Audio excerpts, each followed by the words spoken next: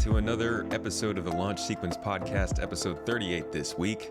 And we've got a good topic today. We're going to be talking about the combat sim of Star Citizen and whether it's any good. And with me today to talk about it, one of the best, I think, on the topic, Avenger One. How are you today, man? I am very good, thank you. I'm excited to be here, man. I mean, like we were saying before the podcast, I live and breathe this stuff, so I'm excited. I could talk about this for a long time. So. Oh, well, we will be. We've got about an hour on the clock, and I'm gonna be picking your brain, man. I'm happy to have you on here because really, I don't talk combat much. Anybody who watches me play this game knows that I don't really do combat that well, so I tend to stay away from it. But you can, and that's the trick. I can, yes. Generally, it just all comes down to how quickly can I ram someone, but sometimes I get a shot off. I get a good shot off here and there, and sounds like a griefer. Sounds like a griefer. No. I get paid for it. I'm getting my bounties. That's right. But anyways, so you make a lot of videos about combat. For anybody who doesn't know Avenger, he makes great combat advice, PvP advice on YouTube, and also streams, and is actually doing this crazy challenge of one video a day right now. Yeah, we're on episode 160 every day. Holy, is that how long do you do that? Is that a year, or when do you stop? As soon as the wheels fall off. All right, as long as I can. I mean, it's tough. I mean, as a content creator, but there's just I feel like I've finally reached a point where I've covered the basics. When it comes to all the fundamentals, role aiming, pitch direction, pitch fighting, so much, right? So now it's more like opinion pieces and just kind of keeping the flow going. So I'm sure I'm going to slow down at some point. Yeah, gonna run out of combat content. I know. Do you? How did you get to this level?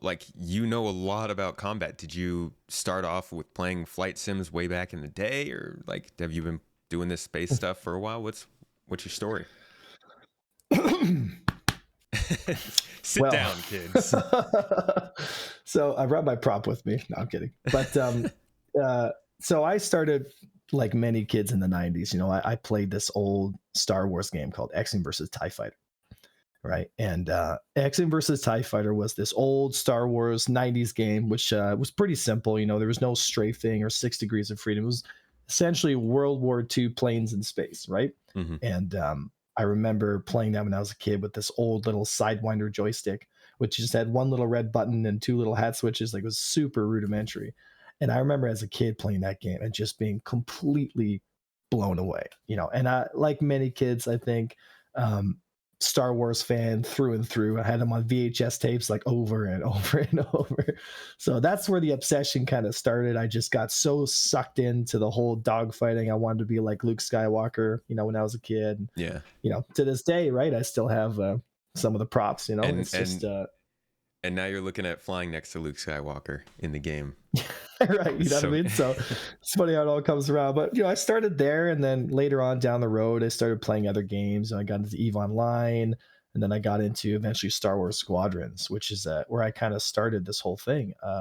I went into that game because I heard about it, and I heard that it was going to kind of be like a modern version of X-Wing versus TIE Fighter. Mm-hmm. And I just got hooked right away. And I had been playing Star Citizen pretty actively for quite a few years. Okay. I had been top of the leaderboards for many years, it's just like everything, right? You be active and then you go inactive. It's just, ebbs and flows, right? But yeah. It really, the whole kicking off into content creation really started when I decided to go pro with Squadrons, because the tournaments started running around and sponsors started showing up. And, I've been playing it so much, I thought, let's take a shot, and I played it for the first solid year. Okay. And it was probably one of the best experiences I ever had. I didn't actually know that there was a lot of professional play going on in Squadrons. That's pretty cool, though. So you were playing Star Citizen, you said, for a little while before that. Did you get to Star Citizen or Elite Dangerous first? So Star Citizen first. Okay. I did get into Elite Dangerous, but unfortunately, I didn't get sucked in like I got sucked in with Star Citizen, Mm-hmm. Maybe I'm a bit of a sucker when it comes to immersion. Chris Roberts got me on that one. Like we all complain about like getting on the train and microtech and like, going over somewhere, but there's times where you'll play Star Citizen. And I think, I can't speak for everybody, but I think there's a pretty good majority of us out there that you're standing on the world and you're just experiencing the game. And there's times where like the sense of scale will kind of suck you in. You'll just be like, wow, like this is pretty cool. Like you fly down in a multi-crew ship with your buddies, or it's just, there are times where it's just like, yeah, like it's hard to explain. Like often, it happens pretty often. I'm surprised that it still happens to me, honestly, because like I go into the game and I'm like, this is all just old at this point. But yeah, I'll get in, and there are still plenty of times when I'm looking around and I'm just like, geez, this is beautiful, right? Yeah, there's times, man, it gets you. And I'm excited for the future of the game too. We got Pyro coming out at some point this year, right? Cross your fingers. Yeah, hopefully. So you loved Squadrons and it was good for combat, but you now are making more videos for Star Citizen. Is that because Squadrons kind of died out in popularity, or were you just kind of bored with it, or? Yeah, so Squadrons is a bit of a tragic story, right? And I'm not going to bore you with the details, right? But the truth is, we had a full year of sponsorship for tournaments, and we had a $10,000 final.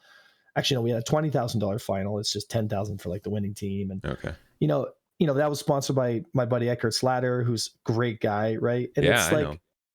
Yeah, and it's the unfortunate reality is EA Games, in their infinite wisdom, decided to pull the devs from the project and work on other stuff. And there was some key things that the game really needed that to make the high level gameplay really feel good. They needed to have them fixed. But unfortunately, they didn't have the dev time. So, it's just one of those things, right? Where it's like, if a few of these kind of exploits stay in the game now, like, it's not a game of like shoot the fighter down. It's a game of who can exploit this thing the most. It really does change the aspects of the game. But it was funny because for a time, like, the player base was learning it, right? So nobody really knew, and then it's, as the months and months ticked by and the competition started getting fiercer, even those little tiny things that, to most players, it's not a big deal. To the highest level players, like it's a big thing, like this, we had this thing called, not to bore you with the details, but there's like, for example, there was this thing called shield skipping, right? Where, like how in Star Citizen, if you take damage on your shields, they'll go down until they're done. And then there's a time you have to wait until they come back up. But if you had advanced power management, you could, essentially go click, click, go to 0 energy on shields and then restart the shield, and you bypass that timer right away. So boom, your shields will come right. And little things like that, little things that they needed to fix, but the devs couldn't fix them, right? So eventually I decided, okay, because the devs aren't in the project anymore, there's truly no future. Because there's no future, I'm going to go back to the Star Citizen. Because at that point, ironically enough, the new flight model came out and I started playing it and I thought, wow, this has some potential. Okay. So that's a good segue into the long future of Star Citizen from that point. Hopefully. You jumped into the game when the new flight model came out and you said, okay, it's got potential. Now, for anybody who's listening to this podcast and has done any sort of combat in this game prior to, I guess, that flight model, was that 2019 maybe or so? 2020? Well, I just got in at the tail end of when, I think, 315, where the Talon was basically killing everything. Okay. Yeah. So I think that was like 2020. Or no, 315. Yeah, I think it was around. You said 3.5?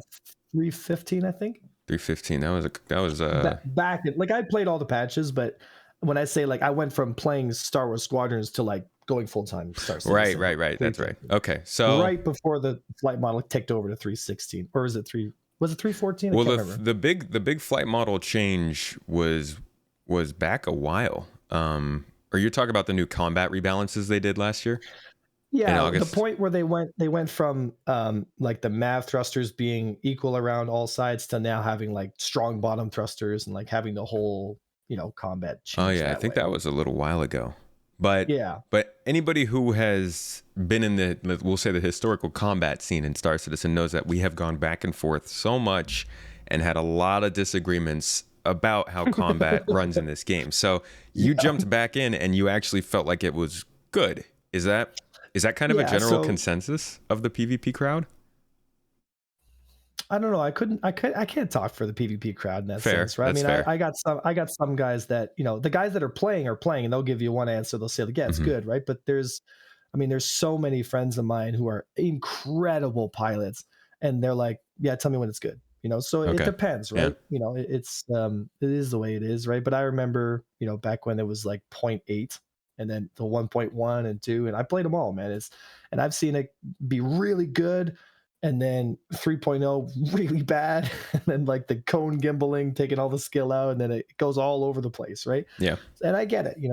They're trying to figure out what works and what feels good, right? So, but I think it could be exceptionally frustrating for some people in the community that play the game like at a really high level, and they kind of understand it on such a deep level.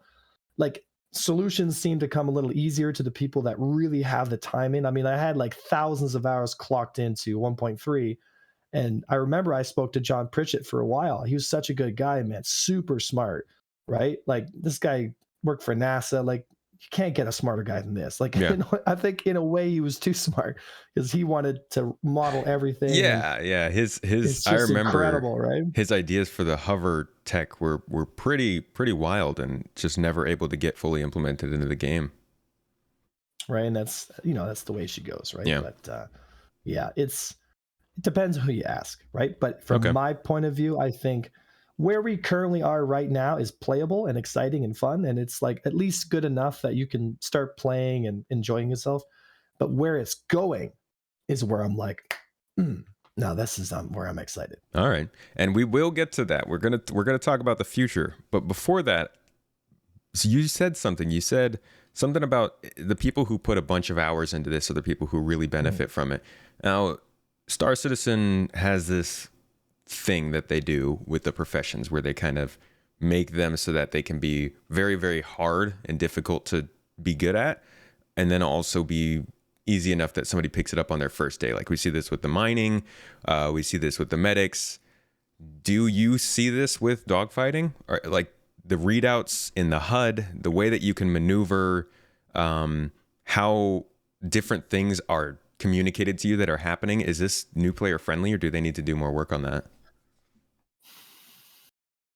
Well, that's a tricky one because from someone like me who like lives and breathes dogfighting games, like, it seems to come so natural for me. But I've spoken to some of my friends who play Apex Legends, and then I put them in a Gladius cock when they're like, "What is this? What's an altimeter? What's a vector indicator?" They're like, "What?" And I'm just like, "Yeah, it tells you where your vector goes." They're like, "What's a vector?" It's just so The basics. It can be really overwhelming, right? And I sometimes take it for granted, especially because like I teach this stuff and it's like part of my life. I love it so much. To me, it's like second nature. I'm like, oh yeah, just move this and do this and S turn this, and they're just like, what? And that's when I kind of really realized, like, I should probably make a video about this to kind of help explain what I'm talking about. Yeah, because not gonna lie. It could be... Not gonna lie, sometimes that's me watching the video too. Well, so you're not the first person who's told me that. Actually, Miss Gabby's told me. She goes, Avenger, she says, you need to make a video, and it needs to be like, okay, if you're new, please watch these first few videos to like give you a baseline. Because if people just jump in, they're watching, the terminology and just the whole nature of the information. It can be, if you're coming in halfway through, you're just like, I mean, that's not only is that a good video, but that also definitely solidifies you as like the place people go, when they're coming on to start the game for the first time and they're like, what the heck is a vector? You're like, oh, look, Avenger One's got a 2-minute video on vectors. Perfect. What's a vector, Victor? So it's, it could be a lot, right? But yeah. So you feel like they haven't really done anything in particular to make that sort of experience easier? I don't think they can at this point. Okay. And I don't mean this in a rude way or a shot against CIG. It's like, how do you teach combat like this? It's so not just unique to the game 6 Degrees of Freedom. Like, there's really not a lot of games out there like it. PlanetSide 2 gets slightly close with its aerial combat. I know there's some jockeys out there that are like, PlanetSide 2, so I get it, right? But it's there's there's a depth to the gameplay that is so deep that most people don't understand how deep it goes. And that's why I think there's this common kind of consensus right now where most people are kind of putting their foot into the water. They're like, oh yeah, it's only that deep. Whereas I'm out there and like way out there by the buoys, I'm just like, hey guys, come dive. It's super deep. And they're just like, who's that out there? Like, screw him. He's weird. Well, so I figured the player interaction experience improvements they were going to add, it just got delayed from 3.17, but they were going to add them in that patch. That combined with other things like the hint system that they're working on, I figured that might be able to help with some stuff like that. The hint system can do a little bit, but there's something when it comes to understanding conceptually what's going on that is something that you can't really have a computer teach you. You have to have someone sit down and be like, okay, let me explain, your position relative to them, how you're going to roll, how you're going to move.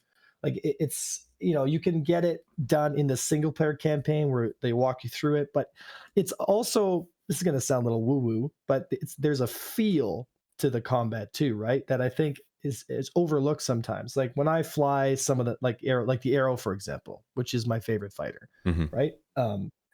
There's a feeling I have when I'm connected to the ship where I have both my joysticks, my pedals, my track IR5, like in hours and hours and hours of flight time, like the ship will go where I want it to go. It's like how you play an instrument, right? You just do it enough, you can play the chords and it just comes naturally, right? Yeah. You can't really teach that intellectually. You have to teach that physically. Like I always use this analogy in my streams with jujitsu class, right? So you come to a jujitsu class, and for those of you who don't know what jujitsu is, it's a form of martial arts, right? It's like wrestling. And you step onto the mat and you say, say your name, bow, go onto the mat and start rolling. And you say, okay, put your leg over here and do this, and then choke the guy out. Simple, right? And then you start doing it and you're rolling with a purple belt or someone who's even new, like a brown belt, who knows? And boom, you're in a pretzel right away and you're just like half the guy's size or he's half your size, right? So there's a skill that you have to develop that really helps you kind of understand what's going on. It's part feeling, it's part intellectual understanding of what's conceptually going on, and it's part like fundamental understanding of like even the terminology. Yeah. So unless CIG is going to make, and here's the problem, it's always changing, right? So is CIG going to have a team dedicated? Are they going to pay guys on a daily/weekly basis to train people basically? Or are they just going to say, look, we're going to get it until we get the combat right. And then hopefully somebody steps up and takes some leadership, which hopefully I've been able to do to some degree, and say, okay, you guys are busy making the game. Cool, no problem. Let me help teach as many people as you can, because I think a more educated like community is going to be a more enlightened community, which is going to make better decisions. It's going to help CIG with not only their metrics, but also the design of the game. Because if you have all these people who don't understand and they feel like they're not entitled, but they feel like from their point of view, it's like, it's got to be this way because that's like, it just makes sense to me. But they don't even know some basics of combat yet because they either haven't been taught or they just don't know. And that's okay. It's like, you're not in trouble or you're not a bad person if you don't know some basics. I mean, who's teaching this, right? You either go to one of the really intense PvP orgs or you don't, like there's not an academy, and even the academies out there, it's like, other than like, let's say Liberty Reapers, there's not a lot of groups out there really training pilots and trying to help people at scale. Yeah. Right. Yeah. So, and that goes for a lot of the game, to be honest. There's a lot that goes into this game, a lot of things, little details in all of the features that nobody's really actually telling anybody about. That's why I kind of started my own YouTube channel to dive deeper into some of those things. But like CIG puts out some documents, sure, but they're 5 years old. They're buried on the website. And to be honest, that website is kind of part of the problem, in my opinion. The guide system that they have on there would be great if it was actually in the game. I think a lot of people jump into the game, they want to get dogfighting training or they want to get cargo hauling training, but they have no clue where to go to get it. Now, nobody's going to think, oh, I better go on the website to make sure I can find someone in game. So I think that one of the big things they could do really is to bring that system into the game, and that'll allow people like you to be able to put out beacons and say, hey, come to me and I'll show you what we can do. Yeah, I mean, I'm down for it. I mean, it's players helping players, right? Yeah. I feel like probably YouTube and Twitch is a better platform for that, and it's already up and running at scale, right? Hmm. If anything, what they should consider is just maybe highlight a few of these individuals and say like, hey, if you want to learn PvP, take a look at these couple streamers, then they will help you out, right? Yeah, they do have a You know, section on the website for that where they kind of link people's videos if you do like a tutorial on something. mhm, So mhm. yeah, definitely I would Yeah. aim for that. But the question is, how do you reach the Star Citizen audience at scale? That's the trick, right? It's like, do you go, because there's only so many folks that go on Spectrum and also look for that content. There's also only some folks I know that'll only go on YouTube. So, it's just one of those things where it takes time, and you got to word of mouth. I feel like is the most powerful. Where your buddy gets some training or watches a video, and is like, oh man, you got to see this because it's like help you understand what's going on. I think you got to bring it into the game. I think the only way it will spread reasonably well amongst the player base is in the game because, like you said, most of the people who are into Star Citizen aren't even in the game right now. And when they finally do get into Star Citizen, the only place they're going to go is the game. Most people don't actually go and look at all the social media and stuff, That's true. That's true. There needs to be a tutorial, no doubt about it. Yeah. Like there needs to be something. Yeah. Right. But I was talking more like the specific like player versus player tactics and stuff like that. Like the really getting into the weeds of like the meta and stuff like Mhm. that. Like in terms of basics, I 100% agree that they got to get a nice solid. But here's the problem: they're adding a lot of different things with their flight model. It's Yeah. always changing. So as soon as they make a tutorial, because I remember they did this. Remember they had a tutorial at some point real quick, and then so much is changing that it's like they can't keep coming back and redoing the tutorial over and over again. It's just like it's like we'll get a tutorial running when it's ready. Yeah. That guide system is where it's at. They got to capitalize on it.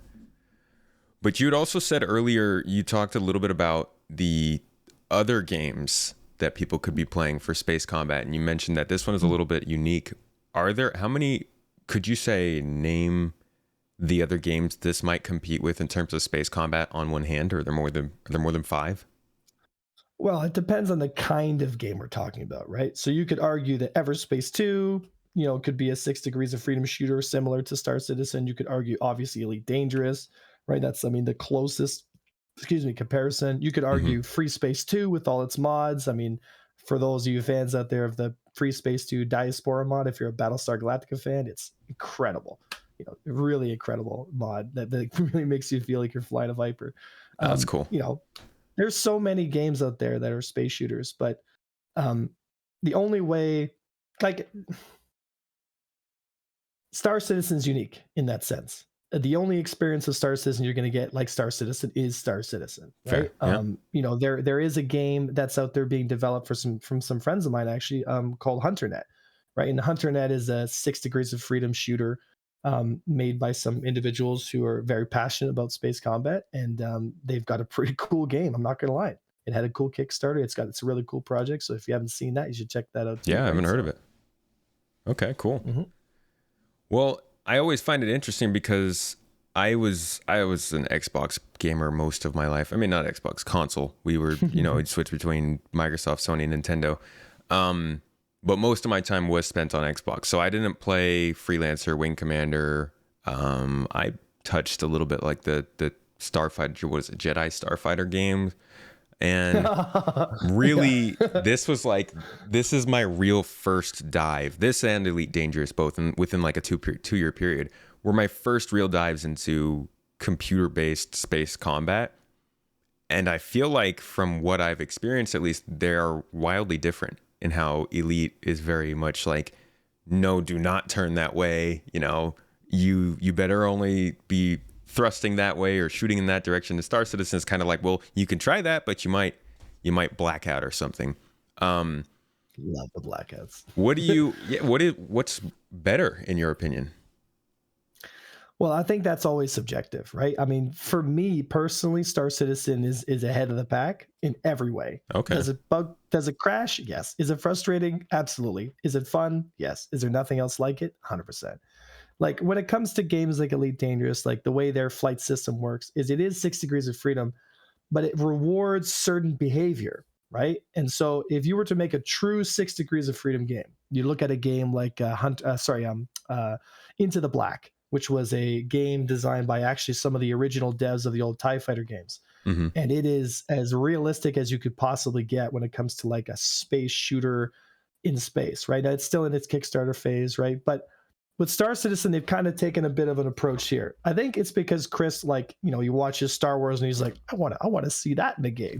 Yeah, exactly. Yes. And I mean, we all do too, but we want that cinematic, but also it's like we want something that feels exciting, that is skill based, that is in 6 degrees, that feels like it's in space, but also kind of still feels like we're flying space, like planes, Yeah. Because in reality, something like The Expanse, if you're a fan of The Expanse, space combat would look very different. It would very much be projectiles being fired from a certain location, then small movements, and then buying fire again, fire. So you'd be, again, the whole velocity of the projectile, like it's just a completely different way of fighting. Yeah. Not like like the Red Baron and World War I and II and stuff like that, where you're in a tailing fight and you're trying to get behind the guy, and it's this kind of like ace v ace, like Maverick from Top Gun, this exciting battle of skill. Mm-hmm. So they're trying to bring some of that culture of the aerial dogfighting and stuff like that into a space environment. So they're rewarding certain kinds of behavior. For example, if you fly the Gladius, you'll notice that her belly axis, so her bottom thrusters, are twice as powerful as her top, right? So you might think, okay, well, in space, I'm not sure why my bottoms would be so much more powerful than my top. And you could argue, well, in order to VTOL or land or blah, blah, blah, you need stronger bottoms. But in reality, what it's doing is it's simulating lift, right? So when you pull into a corner with an aerial fighter, right, when you pull into a nice curve, if you're pulling in with your bottom, you have the most surface area against your plane, which creates the most pressure as you pull through, right? As we've all seen airplanes fly through, the air, they turn and then they pull into the corner. They try to simulate that here with these fighters, right? Where they try to make you turn into the turn and then pull into it to make it feel more like you're in a fighter, but also still allowing you the freedom of just moving freely through 6 degrees of freedom. Okay. But they reward you for flying more like an airplane because you get way more acceleration, so you can make more turns. More turns equals more deflection equals missed shots equals a win. Sure. But then you have a ship like the Car-2-All or something that would fly wildly different and make you want to do something different in combat, right? Yes, but the problem with the Car-2-All is its front profile is 3-4 times the size of a light fighter. Yeah. That's the killer. But I do. That's always been the one thing, as little combat experience as I have had, that's always been the one thing that I like, is that you can pick your weapon and then figure out how to take somebody out with it. Mm-hmm. What is your weapon? You said you like the Gladius the most? So the Gladius is the best fighter. Okay. Objectively speaking, durability wise. But you like the arrow. Oh yes. Yeah. Yes, I do. That's my instrument of war. But at the current time, I'm sure it'll change. The Mark II Hornet, I think, is my absolute favorite by far. Not only just visually the way she looks, but the F-7A Mark II is just, what a beautiful aircraft. It does look better than the others. Okay, so let's talk about something they did last year, which I really liked, and I wished every team in Star Citizen's development would do this. Although if they did, we'd have ridiculous amounts of content. It's not bad. I'd love it. But they brought in the combat team at the beginning of the year to talk about kind of where they were, what they wanted to do that year. Then they brought them in again at the middle of the year to say, here's what we're about to do, and this is why we're doing it. Then they brought them in at the end of the year to say, here's what we did, here's how it went, and here's how we want to build on it. I loved that. How did it progress through for you? Do you feel like they made a good move? Did they do good things in the game, and did you notice the things that they did? Yeah, very much so. I wasn't too active with the game when it first began, like at the beginning of the year, obviously, because I was, doing some tournaments and stuff with Squadrons. But, halfway through, I started picking it up. And I know Yogi and his team have been working really hard, and I got nothing but love for those guys. I mean, from where the game was last year to where it is now, it's a night and day difference. It really, truly is. So if you look at the progression, to me, I look at it and I'm very optimistic. I'm like, okay, they're figuring it out. Like, they really are figuring it out. And I remember things that I was like ranting and raving about years ago, they're doing now. And I'm just like, oh, thank God they finally. And it's exciting, right? Because like I said before, it's like when you play the game to the degree that I played it, for all those years, it like some things you notice just straight, like mechanically, you're just like, oh my god, this makes no sense. Why can't they do it like this? But that only comes with like 1,000 hours in the cockpit until you start to really realize, like, oh, okay, that's why we can't or can do this or this and that. And Do you have any good examples of something that you used to have a ton of frustration with that they fixed last year? sure. So the powerful bottom thrusters is my Okay. favorite addition because it simulates lift, right? Like we had so we had this issue, previously, which still is kind of part of the game, but that needs to be worked out. But it's way less of an issue than it was before. Mhm. You probably heard people talk about wiggling. Have you ever heard of wiggling? Yes. Oh yeah. All the wiggles. Right. Right. So what is a wiggle? So basically what it is if my ship is here, right? In space, I'm going to move up, a meter, down a meter, up a meter, down a meter, up a meter. And if I do that fast enough, the ship basically goes like this in space, right? Mhm. Now, if you have symmetrical thrusters all around the ship, you have like 10 G's up, 10 G's down, 10 G's up. So the ship basically does this. And if it stands still or relatively still, the pip's going to go up to the top, down to the bottom, up to the top. And, I see. Yeah. it can be very exploity in that sense, right? So any fantasy of having like this very smooth, methodical dogfight, it's completely out the window because ships just get close to each other and then go like a Mhm. Tic Tac UFO, and Yeah. it's very infuriating, right? So the advent of the increased jerk profile, which means the acceleration on the thrusters, so how soon they're able to give you maximum thrust, Mhm. which really dampens the effect of the wobbling, has gone down. However, it can still be exploited a little bit, but they're working on that, right?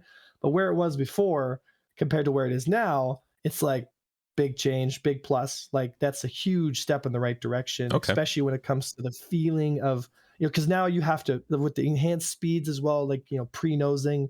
And most people never needed to pre-nose in previous patches. It was completely unnecessary. The turn rates were super high. So your positional dogfighting has made kind of a entrance in this point where positional dogfighting, your position relative to your enemy, your nose position, your thruster position really has a big impact on if you're going to be successful in that fight, which Okay. adds this skill to the flight side, which is really exciting. So big plus on that one. Yeah, it sounds like that is good for the game. It is very much so. Cool. That also sounds kind of like something that would be controversial in the PvP crowd, because I know that some people were very much against the idea of like World War II planes in space, whereas other people were very much about, oh, well, it has kind of that cooler sort of feel. So I imagine that there's been some disagreements on the usefulness of that. But I am really happy to hear that there are some things that, people like yourself with some experience who have been asking for it to be improved actually are being improved. Because many people know Star Citizen has for a long time felt like a project in constant development, in the sense, yes, obviously it's still there, but in the sense that like we would keep getting new features and implementations, but they would all feel like experiments. They'd never feel like something that the team was putting out that they would then build on to actually put into the game. So I feel like that's kind of what's happened with combat. Can you confirm? Yes. Okay. That's really what it comes to. Yes. Good. I was worried there for a second. Yes. That's good. Yeah. So then let's talk about kind of what they've said is going to be coming in the future. And that goes from anything to from fuel to improvements in the heat and resource systems to very excited for these things. Yeah, so like different types of ammo. I mean, flak ammo. So I guess let's start more basic. What's kind of something that you realize they're bringing in more short term? Maybe when they talk about like targeting components, we know that's probably not going to happen this year. So what is something that we can target components now, right? Like we can sub-target engines and different components on ships. And when it comes to like something that's coming down in the relative future, I mean, if I had a crystal ball, I'd let you know. But I really wish I could tell you, because I know as much as you do, but I can take a guess. Yeah, just based off of what they were saying at the end of last year. I would assume that we're going to get a weapon balance relatively soon, right? Because I know Yogi said he's like, this is a baseline. We want to see what the metrics look like, how ships stack up, and then we adjust it from there, right? Obviously, repeaters have taken a massive lead in effectiveness on every domain because the velocity of a projectile is just too important of a metric to have a difference as big as we have right now, where we have cannons at 700 meters per second and we have repeaters at 1400. So it's just, your standoff difference is so different, right? Mm-hmm. Yeah. So new weapon balance hitting soon, I think, is going to be really exciting because I want to see variations between weapons, like I think everybody does. I want to see the most I want to see, though, is the heat elements to the game, the thermal energy buildups. That is the big one, because right now we have really low ballistic pools, which is a temporary fix to make sure that ballistics don't become too meta. Because the honest truth is, ballistics right now there's nothing better than ballistics. I mean, they have double the DPS. They're crazy accurate and they're super fun to play as. I love ballistics, but you can squeeze the trigger and just hold it down the whole mag and just. Yeah, it's a lot of fun. If you haven't jumped in a full ballistic hornet, you are missing out, man. Like, it can be a lot of fun, but you can hold the trigger down. And so when the heat mechanics come into play, this is going to really make things interesting, because heat doesn't just affect your weapons, right? So they can limit trigger time with heat. So you can only get a 2 seconds trigger pull until your guns are like, whoa, that's it. Too hot, right? You can make ballistics balance that way so that it takes skill and accuracy to get into a slot so that all your damage can apply. So you got to be within that 600 meter range. And then when you squeeze the trigger, you've got to get lots of your hits on target. But if you do that, boom, you've got the kill. But if you just squeeze the trigger anytime the guy gets close to you, you're probably not going to do much damage, because most of your bullets are going to miss. And so it rewards skill-based gameplay, which is what I'm all about, right? It's like the deeper and more skill-based it is, the better game we have in the future. Yeah. Right. Yeah, because definitely. that'll keep people interested for 10, 20 years. Right. Because I mean, EVE Online's been going for 20 years. I see no reason my Star Citizen can't do the same. If Star Citizen does not go for 20 years, then it probably is a failure, to be honest. It definitely should be going for that long. This game should exist in 2040. That is, if it's not, then they did something wrong there. I agree. I 100% agree. So the heat is going to be very cool. That's going to be an awesome addition. And just to go back, so you said that, sorry, I just forgot what I was going to say. You were talking about being able to target subcomponents. You can do that. Yes. So how do you do that? You target the ship. I don't personally do it very much, but yes, there is you can bind it to one of your controls, right? Okay. So you can bind it to a hat switch. You can cycle the different. So once you target the person, you can then choose your hat switch if you set it up to target different components, right? And so, for example, the Buccaneer, which is what I constantly rag on the poor Buccaneer on my stream. For those of you who watch my stream, they know exactly what I'm about to say. The Buccaneer is an interesting looking ship, but the problem with the Buccaneer, like many things, is its component health is very low. So if you target the starboard engine on the Buccaneer, gone. Take that engine out right away, and she'll just spin. Okay. Right. So you can essentially cut the time to kill of a Buccaneer in half, which is lower than the time to kill of a standard light fighter. So not only are you dealing with a slower, heavier platform that's easier to hit, but now it has essentially half the hit points if you target the engine. So I see. I gotcha. There's going to be a lot of upset Buccaneer pilot owners after this podcast. Well, there's actually a lot of ships that have kind of unique qualities when it comes to combat, like EMPs and E-war capabilities and stuff like that. How does that all kind of figure in? Yeah, so I am all about deeper, more immersive gameplay, right? But it should never be at the cost of a skill bridge, right? And so remember when gimbals first came out? If we remember what gimbals were like when they first came out, it was this massive cone. Yeah. That basically turns your ship into a complete aimbot, and any kind of positional skill or dogfighting skill went straight out the window, because at this point, anybody who picked up a controller could just get within 20 degrees and pull the trigger. Yeah, I was good at fighting back then. Right, it was wonderful. Right? So, but even though it might have given people instant gratification, and they're like, "Oh, I got a kill," right? It's not healthy for the game in the long term, because would you want to play a game that simple for 20 years?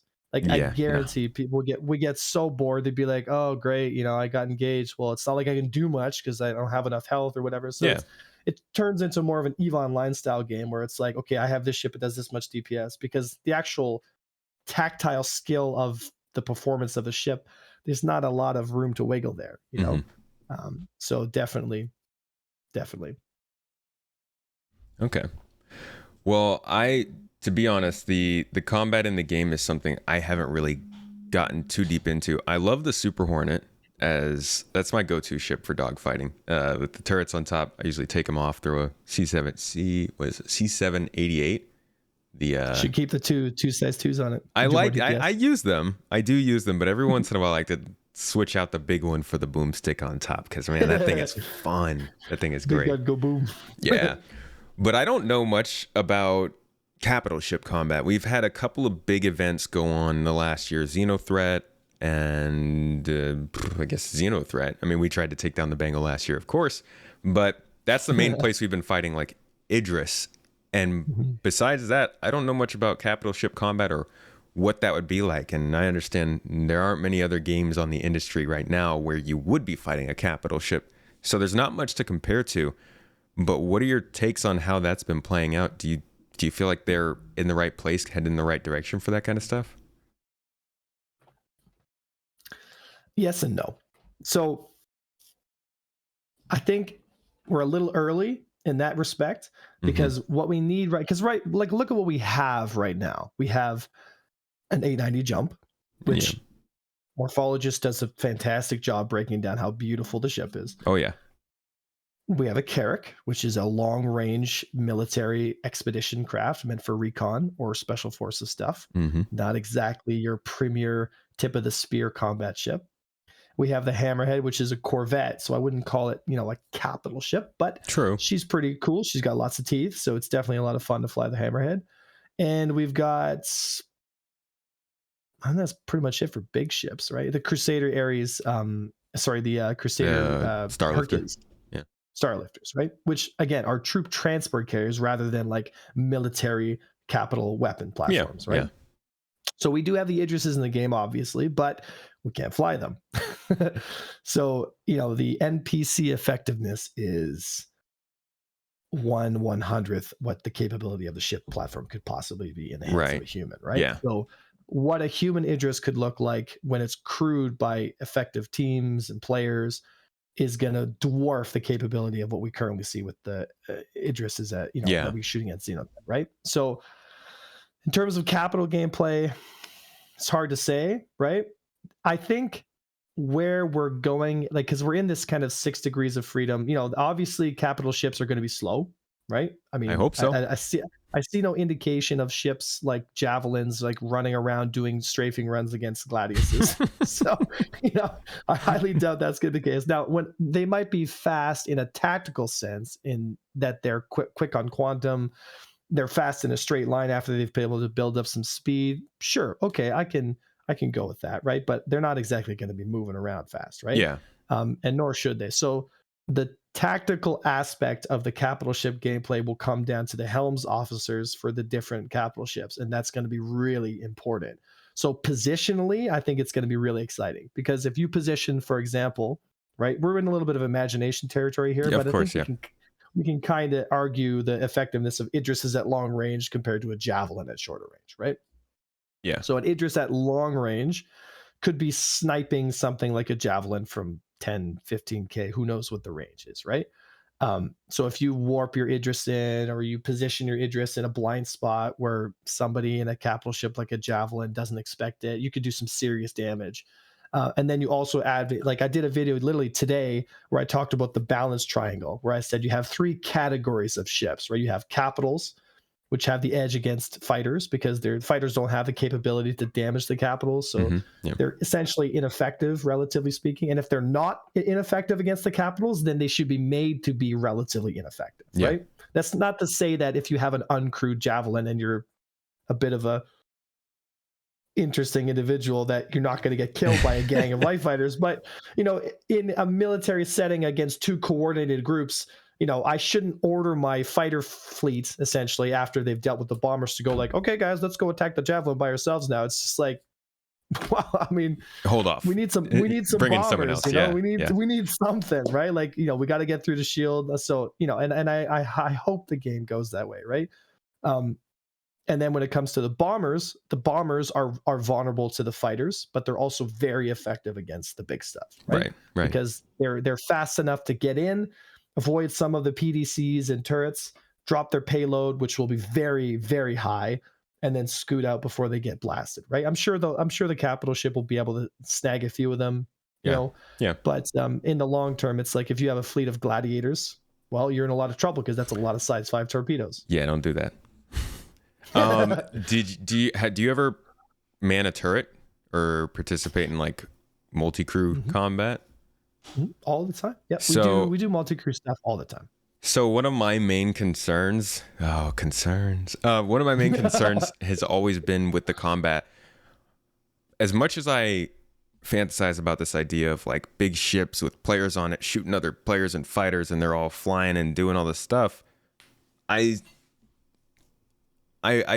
sometimes struggle to believe that it'll actually fit together. Like, I know I've been in situations where I'm on a turret and I'm shooting another ship that's flying around, but I try to imagine extrapolating that out to multiple ships and multiple fighters. And sometimes I'm not so sure that's a thing. And I just, candidly, I'm wondering, is that something that you feel like is in the cards? Like, have you ever found yourself in a situation where you feel like you're already there? You're already experiencing that big battle? Well, we run ops on the stream and with Avenger Squadron pilots. We did a 12v12 recently. We did some other ops where we did like gangs of Hurricanes versus gangs of light fighters, and we balanced it based off of the number of pilots, right? So we had 4 Hurricanes fully crewed versus X amount of light fighters. So 4 times 2 is 8, right? So we had 8 light fighters versus those Canes. So we had the same number of people, but it was a different mesh. And when it comes to like, maybe the idea you're trying to get across is like, at what point are we going to have like a fully crewed, say, a Hammerhead? Yeah.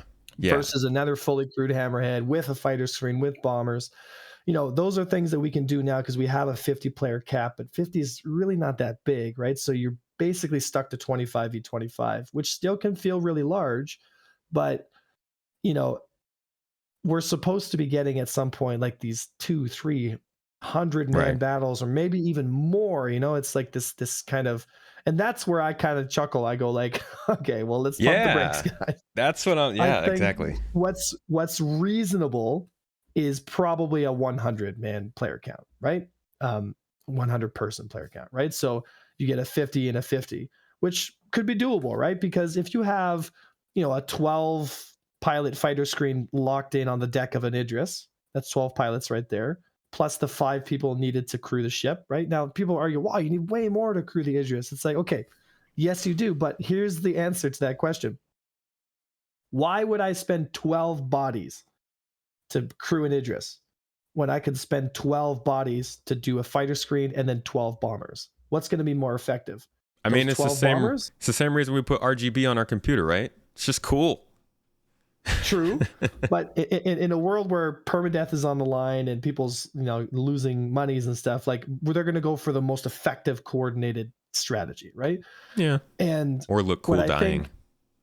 Right? So what I think people should what's the idea should consider is offloading the less exciting jobs to the NPCs and allowing the players to take the more center focused role, right? So I think they should consider having, like, instead of having each individual turret manned by a player, maybe have them all remote weapon systems manned by one person on the bridge, right? Stuff like that. That could really help reduce the amount so that you have a bridge crew of about 3 or 4 people, which could be a really exciting multi-crew experience. And then obviously, the fighter deck crews that are living on board the ship as well, but, they're not participating, like how when there's a combat battle, the fighter crews all take off and you have the 4 or 5 people sitting on the Idris contributing to the fight. One of them obviously being on like a tactical monitor that can kind of look at the whole situation, give coordinates, give grids, give targets to the fighter screens and to the bombers so that they know, because an Idris obviously has way better sensors, so it can see a lot farther, it can see things easier, so it can relay that information to its fighters, which I think would be really exciting. And it goes into the whole command and control kind of aspect. So having a large vessel, those would be some of the benefits. And not only just that, but also force projection. I mean, when you go into Pyro's a big system. You're going to fly arrows all the way around Pyro? It's not going to work, right? No, It's better yeah. to put them on the deck of an Idris or something, or a Kraken or a Liberator, and then just like blast off to somewhere else, Yeah. and then take off from there, right? Yeah. Larger ships are going to be interesting in the combat sense and logistical sense and all that. I'm very curious on how the mid-sized ships are going to work out too. You talked about that balance, the three different points of that triangle being the fighters, the bombers, and the large ships, and how kind of those mid-sized ships, like things like the size of kind of the Constellation and the Caterpillar and stuff like that, fits in. But overall, I think the most interesting thing about Star Citizen combat-wise is just how much combat is in everything. You get a mining ship with a couple of lasers on it. You got a repair ship with a turret on the back. A merchantman's got a massive turret on the front that looks like it could be its own spaceship. So that's always been interesting to me. And I guess kind of goes back to that point that I was talking about earlier, in that I hope CIG figures out a way to make this stuff easy for people to pick up, because combat's intimidating. Permadeath is going to be a thing, and everybody wants to feel like they can go out and safely do stuff. So I do hope that, I don't know, I just hope that kind of stuff figures itself out. He decided to show up. Yeah, the cat. He just decided to sit on me. So the cat has decided to join the podcast. I'm doing an interview, buddy. You just chuck the cat? Oh, he's on his little tower. He's good. Okay. But yes, he did get shot put. So anyway, it can be daunting, and I think that's a good thing. I think areas of space like Earth or Stanton is kind of a low sec area, right? So it's kind of in between, where it's like safe-ish, Mm-hmm. It's not Terra. Like when a new player gets into the game, keep them at around Earth, keep them around the Stanton system, like, make it obvious that if you go to Pyro, be prepared. Mm-hmm. Because the higher the risk, obviously the higher the reward, which is going to drive people into those areas. So I agree with your sentiment. Like I would not want to play Star Citizen if it was PvP everywhere. Like that's not fun, because we as because I'm a more PvP focused guy, then I would have nobody to play with.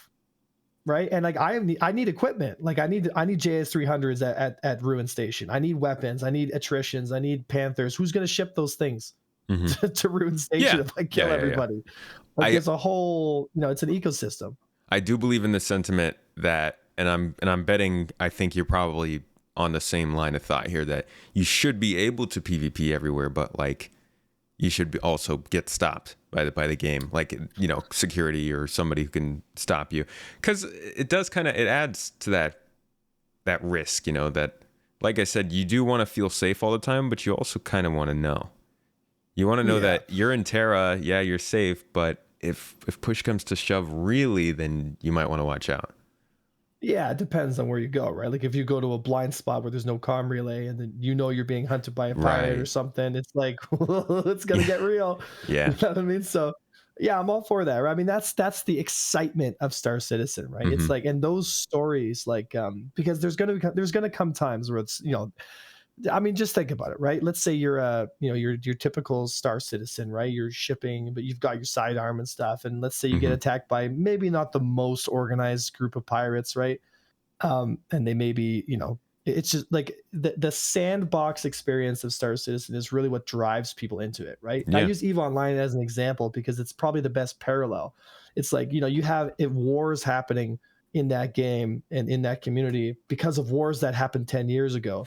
So there's like content on content that starts itself, right? And there's this kind of dynamic when it comes to like, oh, I met this guy in space, or you never know, right? I mean, some of my pilots that I fly with now were guys that I found in the universe and just shot down, right? And then they came to the stream and they're like, man, that was you say good fight and that's it, and you just say, hey man, no problem, man. It's just like, it's who knows who you're going to meet, right? Like Star Citizen is that experience, right? So if you take away opportunities to develop those kinds of visceral experiences, I mean, sometimes you're going to get shut down. Sometimes it's going to be a pirate and he's going to be really good at his job and he's going to disable you and he's going to get on board your ship and he's going to go, give me your stuff, and you're going to give him your stuff and he's going to go, ha, and shoot you anyway. Like that's going to happen. Come on, pirate. Like there's going to be, a-holes out there, but there's also eventually going to be guys out there that are going to go like, oh, hey, so you had a pirate problem, eh? Okay, give me a portion of your money here, and let's go back out that same path, and let's get him to bite again. And he's going to bite again. And then all of a sudden, oh no, a bunch of Avenger Squadron guys show up. Oh no, we've got an interdictor. He can't warp away. Oh no, one thing leads to another. And before you know it, Mr. Pirate is no more Mr. Pirate. Is that that your recruitment pitch for Avenger Squadron? No, ironically enough. So we, if you really must know, we're more of like a Mandalorian kind of thing. We don't really go on one side of the law or the other. I don't personally care if we're the good guys, and I don't personally care if we're the bad guys. I just care about my team. I care about their training. I care about how we're doing as a team, and I care about looking for content that we want to find. I mean, a lot of times, like recently, we were in Xenothreat looking for fights, and I know I can understand why some people say like, "Oh, this is really toxic" and this and that. But I'm not shooting down cargo haulers that are doing the mission. I'm shooting down fighters, and honestly, I'm one arrow by myself. I mean, if you can't deal with one arrow, come on, guys. In what situation is this? Sorry, the Xenothreat stuff, right? So just looking for fights, doing my thing, right? And it's people need to understand that like PvP is going to happen, and you have to protect yourself. Like you have to be prepared, right? And it's, I don't live by any code in that sense. It's just like our group and stuff. Like we care about getting into fights as much as possible, because it's not about what side of the law we fall onto. It's just like getting good at our craft, and our craft is warfare. But hear me out. If you're not killing people for in-game means, then technically they can't do anything to stop other than die, right? So sorry, say that again. So like if you're going out to find a fight, but you're not saying like pay us up to stop us or run away or anything like that, then the only way they can technically get out of the fight is to die. Or to win. Sometimes yeah. Right? Sometimes that's the way she goes, right? Do you end up having some people get a little upset? Yeah. They can get a little upset. But the way I see it is this, right? I'm usually flying around with a high bounty, and now the bounties have been upped, right? So you make about 250,000 credits if you kill me. So there's definitely money to be made in hunting down bounties, and it also gives bounty hunters a reason to be bounty hunters, right? Mm-hmm. So, it's like sometimes, it's like it's just like people, like I'm not doing it for any reason other than to get into a fight. And I know some people don't want to fight, but they're also at a war zone site fighting and shooting things down. So if you're not looking for a fight, then what are you looking for? Right? That's the way I see it, right? Like I'm not, there's a limit, right? Like, some people always argue like the whole griefing angle, right? It's like, I don't pad ram people. That's so toxic. Like I don't do that stuff. A lot of times if I know the fight is just way too unbalanced and it's just like, it's not Xenothreat, like it's just out in the world, like I'll let the guy go. Or if I shoot him to pieces and he's like nothing but a cockpit, like I don't need to finish the kill. Go ahead and eject, you know what I mean? And I'll pick you up and fly you back to base. I don't care. Like it's not about the murdering of the people. It's not about the ruining of that person's time. It's about the process of, it's like, I use the analogy like, do you get mad at the, at animals that just go out and hunt? Like you can't really be mad at a bear for grabbing a fish and just ripping it to pieces. It's like, that's just what it does. You know what I mean? And it's kind of the way I see it, where it's like, I mean, if PvPer. That bear was going after a fish I was going after, then like, watch out. That's right. You got your Smith & Wesson, 7.62. You're ready to go. So, bear. It's like, maybe that's a bad example, right? But it's like, you can't get mad at people who are looking for fights because they want to just get into a fight, right? And there are checks and balances in place. That's why we have bounty hunters. That's why we have people. And again, right? If it's just me and an arrow, like it's really not hard to get a few guys together, get in a hurricane or something, and go deal with that arrow. Like it's, it's not like, I think some people just need to take a chill pill in that sense. Like PvP is going to happen. Like get ready for it. And not everyone's going to be as polite about it as myself or some of my guys, because relatively speaking, there's groups out there that are really, really brutal. Like they don't give you a second chance. Do you think that's going to be a problem? I think I think there's an attitude issue right now with the whole community when it comes to PvP because of so many instances where people get into fights that they know they're just totally outmatched, or that they didn't want to have a fight and they get attacked, right? I mean, if you don't train and you don't know how to fight back and someone attacks you, it's a helpless feeling. Like you just don't know. You're just like, what am I supposed to do? Die? Yeah. You know what I mean? Like it's you get it's upsetting, right? And I get that. That's why for me, like I try not to blast everybody I see, and obviously when it comes to it's a solid way to live. right? Like, I try to be polite about it, but at the same time, it's like I also offer 1,000,000 credits for someone to come kill me. I say like, hey, I'm at this point in space, come fight me, and if you beat me, I'll pay you money, and you can also take my bounty, right? So it's to me, it's the process of fighting, and it's not so much the process of like hurting people. Like that doesn't. No, I get you. You're there for the fight. I get you. So I'm getting that you're probably going to spend most of your time in Pyro once that comes out. Oh yeah, probably exclusively. At least for the time being until a new system comes out. And I find myself wondering because CIG has made a pretty clear effort to change the idea of Pyro from probably, I want to say 2018, 2019. I mean, 2019, honestly, the last time we saw it till now. Before, it was kind of this desolate wasteland, sort of nobody's here, crazy place that you would generally only be if you were like a pirate. But now, in the last year or two, it seems like they've pushed this idea that it is not necessarily an outlaw system, but more of a frontier system where, yeah, it's kind of, it's Wild West, but plenty of people are living there, making their lives there. You can find services rarely. You can find regular people who will sell you stuff. So I'm wondering if they tried to maybe change that to become more of a lawless Stanton Light, so that if you did want to be in PvP or you did want to be in combat, there was definitely a place that you could go and make home without feeling like you were completely tossed away on the side, Because it feels like Pyro really has become, I mean, it feels like the problem rather that you're describing of people just straight up feeling helpless getting attacked on their first day in the game. It will definitely not be as big a problem when we're in two different systems like that. And that second system is something that can sustain that many people. Yeah, it's the risk/reward thing. Now, here's the thing. You're going to have people that will stay in Stanton and strictly stay there to do nothing but hurt people. Easy targets. To do nothing but look for easy target. Like there are people out there that are like that. To me, I'm not interested in that kind of gameplay. That doesn't excite me. Fair. Right? Yeah.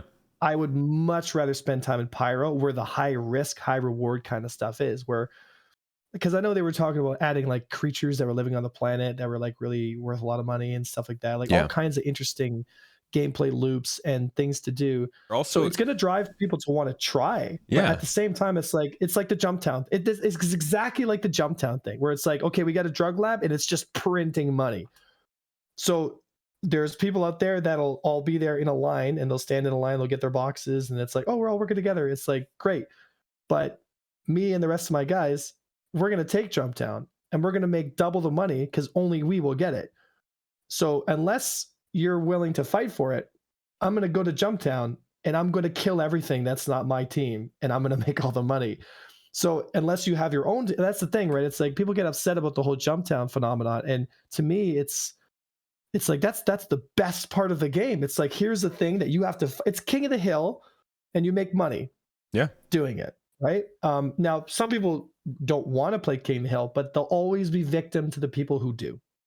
So it'll always come down to the first person to pick up a stick and start hitting people. Right. And that's just natural as us as humans. It's like, you got something I want, I'm going to take it. So, and I made this analogy in one of my recent videos. I said, look, you got a choice to make. You can be a warrior in a garden, or you can be a gardener in a war. Which one are you going to choose to be?